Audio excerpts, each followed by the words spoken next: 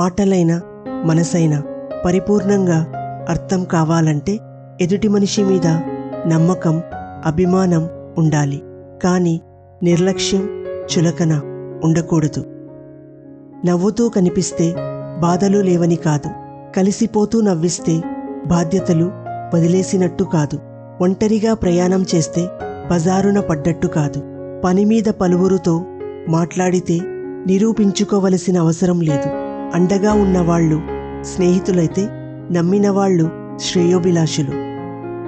ఎవరినీ కూడా అతిగా నమ్మకండి. ఎందుకంటే మనం మనకన్నా ఎవరినైతే ఎక్కువగా నమ్ముతామో వాళ్లే మన గుండెను 1000 ముక్కలుగా చేసి వెళ్తారు. మనిషికున్న బలహీనత ఏమిటో తెలుసా? తనని తాను సక్రమంగా అంచనా వేసుకోలేకపోవడం, ఇతరుల మీద అత్యంత వేగంగా ఒక అంచనాకు రావడం. ఇదే మనిషి బలహీనత. మనస్సు పెట్టి ఆలోచిస్తే ఏ సమస్యకైనా పరిష్కారం దొరుకుతుంది. మనస్సు పెట్టి పని చేస్తే ఆ పనిలో విజయం చేకూరుతుంది. మనస్సు పెట్టి చదివితే మనిషికి ఆ చదువు వంటపడుతుంది.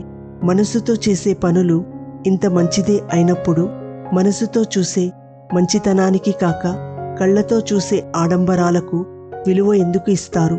ఒక్కసారి ఆలోచించండి. అదృష్టం వచ్చింది కదా అని అహంకారాన్ని పక్కన పెట్టుకొని తిరిగితే అది నీలోని సుగుణాలను మాయం చేసి మీకు, మీతో పాటు ఉన్నవారికి కూడా మనశ్శాంతి లేకుండా చేస్తుంది. జీవితంలో కొన్ని సందర్భాలలో క్లిష్టమైన పరిస్థితులను ఎదుర్కోవాల్సి వస్తుంది. భారంగా అనిపిస్తుంది.